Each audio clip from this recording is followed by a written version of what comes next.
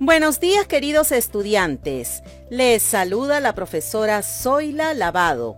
Esta es la asignatura de Ciencia y Tecnología de tercero y cuarto de secundaria. Hoy iniciamos una nueva experiencia de aprendizaje que lleva por título Proponemos soluciones creativas para el uso sostenible del agua. Esta actividad se titula Explicamos el origen del agua y su distribución en diversas fuentes. Como competencia vamos a trabajar con Explica el mundo físico basándose en conocimientos sobre los seres vivos, materia y energía, biodiversidad, tierra y universo. Las capacidades son: comprende y usa conocimientos sobre los seres vivos, materia y energía, biodiversidad, tierra y universo, y evalúa las implicancias del saber y del quehacer científico y tecnológico. Como evidencia, vamos a elaborar un texto explicativo de la importancia del agua para los seres vivos y fundamentos del origen del agua y por qué el Perú se ubica en el 8º lugar a nivel mundial en recurso hídrico. Dentro de los criterios de evaluación tenemos: expliqué en base a conocimientos científicos que la formación del agua es el resultado de la evolución química de la Tierra y cómo ésta se distribuye. Segundo, fundamenté respecto al uso de las tecnologías sostenibles para la obtención de agua y su impacto en la sociedad y el ambiente. Veamos, queridos estudiantes, primero la situación significativa de esta experiencia de aprendizaje número 7. Marixa, al igual que tú, es una estudiante que cursa el 4º año de educación secundaria. Ella vive en Cercado de Lima, en el distrito de San Juan de Lurigancho. La semana pasada vio una noticia sobre la cantidad de personas que no cuentan con acceso al agua potable en el país y se puso a reflexionar sobre los problemas que tienen en su localidad debido a la ruptura de las troncales de las tuberías del alcantarillado que pasan por la vía 1 del tren eléctrico, ya que no es la primera vez que esto ocurre, pues esto ha ocasionado que se suspenda temporalmente el servicio de agua a gran parte del distrito. Y como si fuera poco, empezó a recordar a todas las personas que conoce que no tienen acceso a dicho recurso porque sus hogares no están conectados a la red pública de la ciudad. Debido a ello, Marixa escribió en el grupo de WhatsApp preguntando a sus compañeros y a sus docentes si habría alguna manera de contribuir a solucionar este problema. Entre las respuestas que recibió, varios de sus compañeros le dijeron que no sabrían cómo ayudar a las personas que no cuentan con acceso al agua potable porque todavía son estudiantes. Otros respondieron que el Estado debería velar por proveer este servicio a toda la población. Si fueses un compañero o compañera de Marixa, ¿cómo podrías colaborar con ella para promover que más personas cuenten con acceso al agua potable? Bien, queridos estudiantes, algo que debemos analizar es que ya han pasado más de 3 días desde que el 75% del distrito de San Juan de Lurigancho ha quedado sin agua. El 4 de septiembre, el distrito más grande de Lima Metropolitana sufrió nuevamente un aniego, lo que derivó en una suspensión del servicio. Sedapal ha informado que la suspensión del servicio será solamente por una semana y que pondrá 72 puntos de abastecimiento para la población. Sin embargo, las personas denuncian que la entidad solo ha llegado a ciertas zonas, lo que ha provocado la venta inescrupulosa del insumo. Prácticamente compran un balde pequeño a sol y un cilindro a 20 soles. Frente a esta situación, nos preguntamos, ¿qué dificultades están atravesando los pobladores de San Juan de Lurigancho? ¿Tendrá alguna consecuencia el usar agua que está almacenada en bidones? ¿Cómo pueden asegurarse que el agua que compran es de buena calidad? ¿Qué características debe tener? Bien, queridos estudiantes, recuerden registrar todas sus respuestas en su cuaderno de actividades. Ahora vamos a revisar el recurso número 1 que lleva por título El origen y la importancia del agua. La Tierra existe desde hace unos 4.500 millones de años y su materia se encuentra en constante movimiento y en constantes cambios. Al surgimiento de la vida antecedieron la evolución física y la evolución química, que condicionaron el surgimiento de la evolución biológica, pero no se detuvieron con ella, sino que coexisten. En estos procesos de la evolución química de la Tierra, se ha estudiado cómo se ha originado el agua en nuestro planeta. En la actualidad se plantean dos teorías sobre el origen del agua en la Tierra: la teoría volcánica y la teoría extraterrestre. La teoría volcánica plantea que el agua que se formó en el centro de la Tierra por reacciones a altas temperaturas, oscilaban en promedio en unos 527 grados Celsius, entre los átomos de hidrógeno y oxígeno. Las moléculas formadas por esta reacción fueron expelidas a la superficie terrestre en forma de vapor por la temperatura a la que se encontraban. Algo de este vapor de agua pasó a formar parte de la atmósfera primitiva. Esta atmósfera primitiva, por si acaso, carecía de oxígeno molecular, y otra parte se enfrió y condensó para formar el agua líquida y sólida de la superficie terrestre. Este proceso obviamente ha tomado millones de años, pero las evidencias experimentales que se tienen actualmente plantean que el agua está presente en la Tierra cuanto menos desde hace unos 3.800 millones de años. La Tierra se formó hace unos 4.500 millones de años, ¿cierto? Por la congelación de las partículas sólidas, la desintegración de las especies radiactivas y la conversión en calor de la energía cinética y potencial del polvo que formó al planeta. Esto permitió elevar la temperatura hasta formar un núcleo líquido de metales que se enfrió liberando por medio de volcanes, formándose así los primeros protocontinentes. También se formaron gases volátiles que formaron una atmósfera de agua, gases de carbón y de azufre, y halógenos que permitían la presencia del bromo, yodo, cloro y flúor. Se calcula que este proceso tomó por lo menos unos 500 millones de años. Cuando la temperatura era de 600 grados Celsius, casi todos esos compuestos estaban en la atmósfera, pero al descender por debajo de 100 grados Celsius, el agua y los gases ácidos se condensaron, reaccionando con la corteza terrestre, formando así los primeros océanos. El mecanismo por el cual sucedió esto todavía es un gran misterio, aunque se han sugerido dos caminos. El primero, que es el enfriamiento rápido por el cual el agua y el ácido clorhídrico se condensaron formando océanos calientes y ácidos que reaccionaron vivamente con la corteza.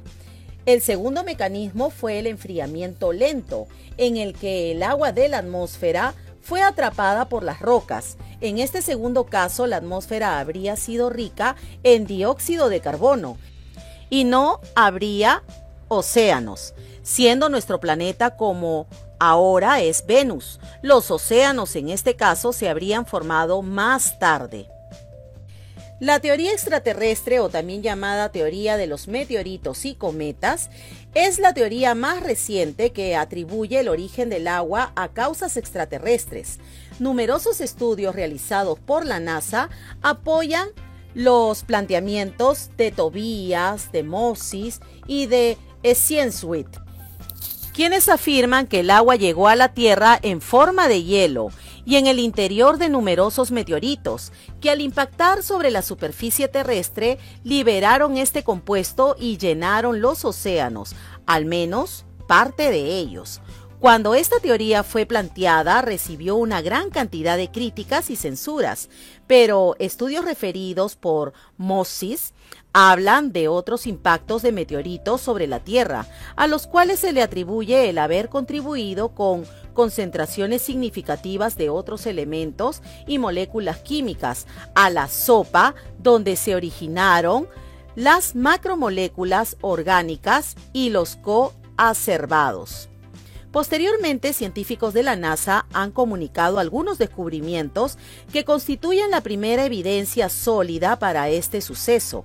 El análisis del cometa S4 linear han mostrado una similitud muy grande entre la composición y estructura química de este con el agua que actualmente existe en los océanos de la Tierra, así como estudios de presencia de deuterio, que es el átomo de hidrógeno con un neutrón extra, característicos de este tipo de cometas, inclusive en las profundidades de los océanos. Entonces, la explicación a partir de impactos de cometas ha tenido mucho apoyo, pero recientes estudios de algunos de los que han pasado cerca del Sol, como por ejemplo el cometa Halley, Yaskutay y Hallenbuth, nos muestran que su contenido en isótopos de hidrógeno no coincide con el del agua oceánica. Sin embargo, el agua de nuestros océanos sí es muy parecida a la de los asteroides situados en la parte exterior del cinturón de asteroides, que pueden contener un 10% de su peso de agua. Por lo que actualmente los impactos de estos asteroides parecen ser los principales protagonistas en la explicación de las enormes cantidades de agua de la Tierra primigenia. Ahora, nos tendríamos que preguntar por qué es importante el agua. Recuerda que el agua es el componente esencial de la sustancia viva y cumple funciones como, por ejemplo, tiene la capacidad de transportar a través de los ecosistemas y del cuerpo de los seres vivos nutrientes, minerales y gases esenciales para la subsistencia. Además, los insectos pueden posarse sobre el agua porque la molécula de este líquido se atraen tan fuertemente que generan una tensión superficial muy alta. Esta misma propiedad hace que el agua cumpla con la función de capilaridad, que permite ascender en las plantas desde las raíces hacia las hojas o fluir a través del sistema circulatorio de los animales y las plantas. El agua, recuerda también que es la única sustancia en la Tierra que se encuentra en estado natural y simultáneamente en forma sólida, líquida y gaseosa. Por el movimiento, interactúan con el medio, tal y como se aprecia al analizar, por ejemplo, el ciclo del agua. El agua es el mejor de todos los disolventes posibles. Esto significa que es un excelente medio para las reacciones químicas y en ella puede realizarse con mayor rapidez. Al ser menos densa, el agua sólida flota sobre el agua líquida, razón por la cual vemos que el hielo de los glaciares flota en el agua. El agua también puede absorber una gran cantidad de calor sin que su temperatura aumente en la misma proporción. Esto la convierte en un regulador de la temperatura del ambiente, rol que ejercen los océanos con respecto a la temperatura del planeta. Además, el agua forma parte primordial de los seres vivos. Así, por ejemplo, el cuerpo humano está compuesto por más o menos un 75% del agua al nacer. Y cuando llegamos a la edad adulta tenemos aproximadamente 60% de nuestro cuerpo formado por agua. A continuación se te presentan las fuentes de agua en el Perú. La diversidad de fuentes en el Perú o hidrodiversidad se indica en el siguiente cuadro. Veamos.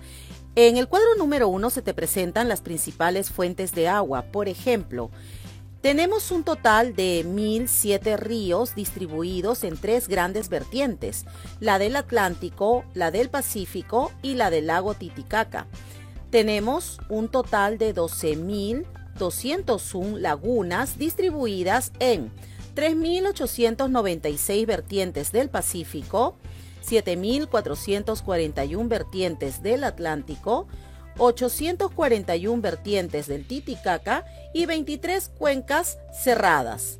También contamos con 3.044 glaciares, distribuidos en 1.129 vertientes del Pacífico, 1.824 vertientes del Atlántico y 91 vertientes del Titicaca. Con respecto a los acuíferos, que son las aguas subterráneas, contamos con aproximadamente 2.700 millones de metros cúbicos de la vertiente del Pacífico. La vertiente del Atlántico y del Titicaca no están determinadas. También debes tomar en cuenta que se conoce como vertiente al sitio por donde recorre el agua y son formaciones en la superficie de la Tierra. Otras de las fuentes alternativas de agua son, por ejemplo, las desalinizadas del mar, residuales del agua, el agua de lluvia y la humedad atmosférica. Con respecto a las aguas desaladas, el país cuenta con un gran potencial para la desalinización del agua de mar con fines agropecuarios, industriales y mineros. La primera planta desalinizadora de agua data desde los años 1966 y fue instalada en la localidad de Moquegua por una empresa minera. Otra planta se encuentra en Chincha, cuyas aguas se utilizan en el centro minero de Milpo, que incluye el consumo humano. También contamos con aguas residuales tratadas. Este tratamiento es reducido en el Perú y estas podrían ser una fuente adicional para atender la demanda de agua para nuestra agricultura. También contamos con aguas atmosféricas.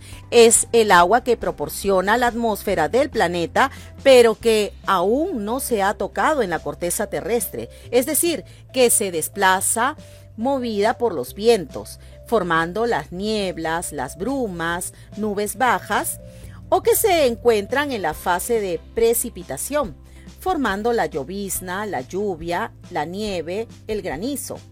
La captura de agua atmosférica por condensación, es decir, por la humedad en el aire de las nieblas y brumas, o por interceptación antes de su llegada al suelo, como lloviznas, como lluvia o nieve, no es una alternativa a las grandes distribuciones para presas o cuando se hacen, por ejemplo, los embalses o la desalinizadora, ¿cierto?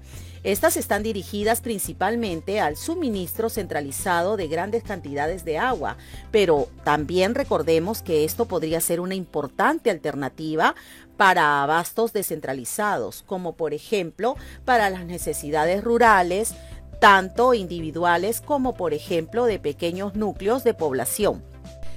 ¿Sabías que el agua dulce disponible no alcanza ni el 0,5% de la totalidad del agua existente? Además, se renueva por la lluvia entre 40.000 a 50.000 kilómetros cúbicos por año.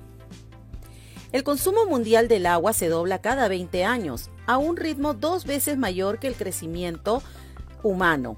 Según la información del Programa Naciones Unidas para el Desarrollo, más de 1.100 millones de personas en el mundo carecen de agua potable y 31 países padecen escasez de ella, y 2 de cada 5 personas no cuentan con instalaciones adecuadas de saneamiento.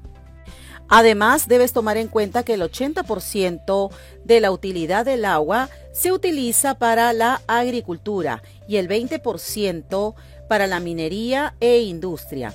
Por eso es importante que tomemos en cuenta la forma como podemos cuidar el agua. Por ejemplo, podemos cerrar la llave mientras nos hacemos el aseo o lavamos las frutas o verduras o los platos. También es importante evitar largas duchas y sobre todo no debemos jugar con el agua. Otra recomendación que podríamos dar para cuidar el agua es reutilizar el agua para otras tareas como por ejemplo la limpieza de los pisos o regar nuestras plantas. Recordemos que el propósito de nuestra actividad es poder identificar el origen del agua, su distribución en diferentes fuentes de nuestro país, como por ejemplo a través de la lluvia. Ahora, vamos a reflexionar. ¿Cuáles son los sustentos de ambas teorías sobre el origen del agua? ¿Por qué el agua se considera un requisito esencial para la vida? También, el agua durante la evolución de la Tierra se fue distribuyendo en diferentes regiones del planeta y en diferentes estados. Por ejemplo, en estado sólido lo encontramos formando los nevados y los icebergs. En estado líquido lo encontramos formando el océano, los ríos, lagos, lagunas. Y en forma gaseosa la vamos a encontrar también como vapor de agua en la atmósfera. Lo encontramos también formando los geysers. Ahora revisemos la distribución del agua. El 97.5% del agua es salada. El 2,5% del agua es dulce, formando los ríos, lagunas. El agua superficial en lagos y ríos es aproximadamente 0,3%, mientras que las aguas subterráneas, la humedad del suelo, los pantanos y la humedad atmosférica representan un 30,8%. Los glaciares y los casquetes polares representan un 68,9% del total de agua dulce. Ahora, vamos a responder. Según la cantidad de agua distribuida en la Tierra, ¿cuáles son las menos utilizadas por el ser humano para satisfacer nuestras necesidades? Indica también por qué. Como verás, el agua que hay en la atmósfera puede alcanzar en promedio 2.900 kilómetros cúbicos y si ésta se precipitara sobre la superficie de la Tierra al mismo tiempo, nuestro planeta quedaría cubierto con una capa de un poco más de 2 centímetros de profundidad. Ahora vamos a registrar nuestras respuestas en nuestro cuaderno de actividades. También toma en cuenta las siguientes preguntas. Primero, ¿cuál es la razón o las razones para que nuestro país sea el 8º país a nivel mundial en recursos hídricos? Segundo, ¿qué fuente alternativas podrías considerar para abastecerte de agua? Tercero, ¿por qué un país como el Perú, que tiene una relevante hidrodiversidad, no puede dar respuesta a las necesidades de las poblaciones con déficit hídrico? Recuerda que el Perú tiene diversidad de fuentes hídricas y su distribución, teniendo en cuenta las regiones hidrográficas, es, por ejemplo, la región hidrográfica del Pacífico se encuentra el 64,9% de la población nacional y tiene de disponibilidad el 1,6% del agua. En las regiones hidrográficas del Atlántico se encuentra el 31,6% de la población nacional y tiene como disponibilidad el 98,2% del agua. Y en la región hidrográfica del Titicaca se encuentra el 3,8% de la población nacional y tiene de disponibilidad el 0,3% de agua. Esta distribución asimétrica de la población, la escasez de lluvia a consecuencia del cambio climático, son algunos de los causantes de nuestro déficit hídrico. Ahora vamos a analizar la lluvia, su obtención en el ciclo del agua. Como verás, el agua obtenida de la lluvia es una fuente de recurso hídrico. Si no es aprovechada para uso posterior, pasa a otras fases y componentes del ciclo hidrológico. En nuestro país, el funcionamiento de este ciclo depende de la interacción entre la atmósfera, el océano, los Andes y nuestra Amazonía.